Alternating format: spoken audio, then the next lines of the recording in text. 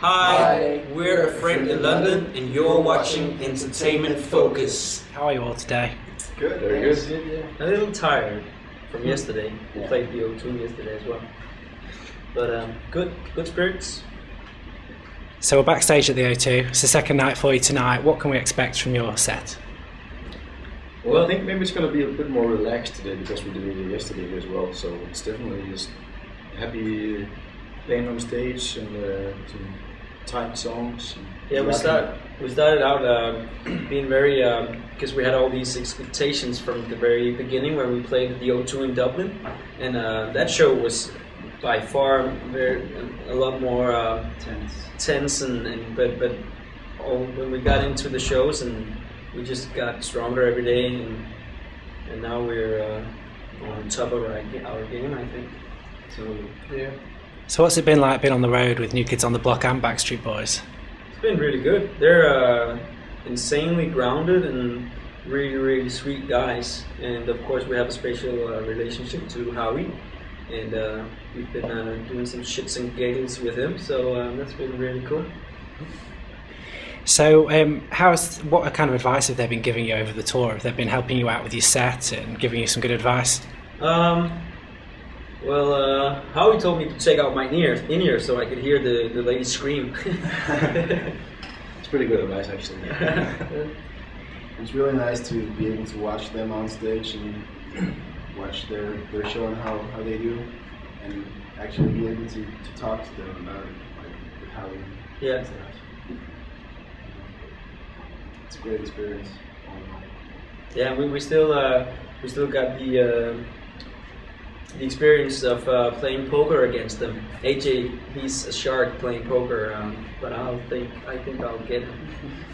So you've not beat him yet? What? You've not beat him yet? No. No. One day? Yeah, one day. Hopefully. So for our readers that perhaps haven't heard of you yet, tell us a bit about your story. How did you get together? We made it in 2003, in art school in Denmark. And then we formed the band in 2005. So yeah, it's now almost 7 years in total been together, and just doing shows all across Denmark and show in Germany and some tours to Canada as well. And now we're in the UK for the first time as a band, and that's just awesome. And how would you describe your music? Well, usually we describe it as like that we use some of the references from like British influence the pop rock or rock in general, or indie music like Radiohead or Snow Patrol or Coldplay, and you combine it with the good stuff from the boy band genre, I'd say. Mm-hmm. But anything you wanna? That's great, Ben. We have nothing to add. Doing a great job. So what are you like in the studio? What's the dynamic like between the four of you? The dynamic is, first of all, really good.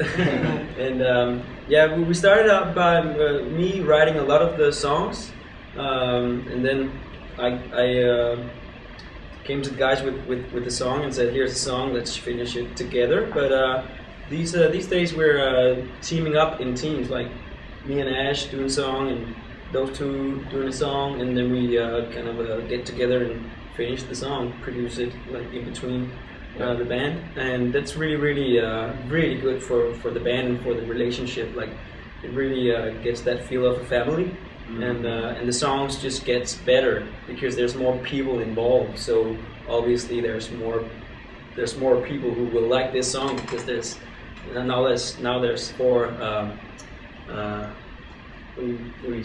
different tastes combined together. Instead of just one. It's like every person contributes with their thing. Mm-hmm. Yeah. And we've known each other for so long, and I think it's a good thing that we actually started out with being friends instead of like just meeting each other and saying, hey, let's form a band, because we know each other and we've been living together for a year. The first year we even met each other in a house. Yeah, and then after high school we moved to Copenhagen into a house and lived together for a year, and the three of us and living together for 1.5 years after that, and we've been touring a lot, like months in Canada, where we had to stay really close to each other. And people always tell us that, well, just wait till you get on the road. You're gonna be sick and tired. Even our, like label guys and stuff. They tell us, oh, you're gonna be tired of, you're gonna scream at each other and stuff like that. But when we do that, of course we're like, sometimes we're like, oh, Ash is a fuck up today, and he's a fucking I don't know.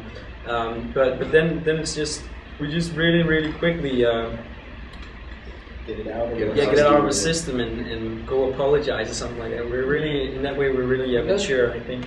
That's pretty important. It's an important thing that we lived together for so long, because now when we're two, we know each other so well, so it's not a problem. Yeah, and it takes a great responsibility to know each other that well, because we know which buttons to press. If I want to upset Ben, I just press red, and he's gonna blow up. But yeah, so it's really nice to know each other that way. But actually, when we were on tour or in the studio or something like that, like together all the time, I think that's the time when we work best as like socially. Yeah, when we're away from each other, there's even more fighting than there is. We're more in sync when we're together all the time. So seeing as you know each other so well, as you're saying, that obviously must carry through onto stage. Do you play a lot of pranks on each other? Wind each other up whilst you're performing? I like to pull an occasional prank. Yeah. It's not like the other day, Tim, he pulled a bit of a prank on Sebastian and that. I pulled a pretty good prank. I started the song 4 tones, high notes higher than normally. So I had Ash just jamming through the song because he didn't know what to do. Pretty massive prank, actually. And when you're on a tour like this, which is taking lots of different arenas and you're playing the same set every night, how do you keep it fresh for yourselves every night? Now, when we play, there's always new things that gonna happen. Yeah, like the songs is not, the forms and the arrangement is different, and it's not on purpose, but that just happens. Yeah, and everybody knows in the band that I get brain farts all the time, so everybody's like, this is gonna be a new night. So you gotta be ready for doing everything. Yeah. So when can we see you coming back here and doing your own shows, headlining your own shows? Have you got anything in the works yet? Yeah, we do. I don't know if anything's official yet. But we're working on getting back in the summer. Yeah, working on a big show, to say. And how have you found our audiences? Are they treating you well?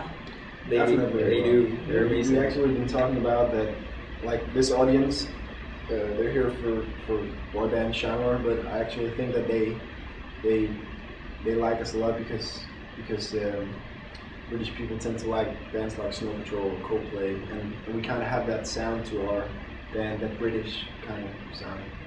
So I think they've been treating us really well. So I think it would be nice to go back and play. It'd be nice to go back and play a venue tour. And are you used to all the screaming? Then yet you were saying before you have to take out your in-ears so you can actually hear it. Is it as deafening as it sounds in the audience? Well, when you have your in-ears on, it's not as deafening, but it's massive. It's insane. So, last question for you: what are your plans for the rest of this year in terms of the UK? When can we hear some music from you? When are we going to get a single? And we got a debut album that we recorded in Canada last year in October, November, with the producer David Buttrell, who's done like Muse and Tool, Smashing Pumpkins and stuff like that. And so we're looking forward to releasing that this year. We don't have a date yet, but it's coming very soon. We also have our new single, Get Rich in Vegas, out in the UK now, actually. Yeah. And New Tomorrow with the feature of Howie. There you go. Mixing the boy band genre with indie pop rock, baby. So plenty in the works then. Yeah, always.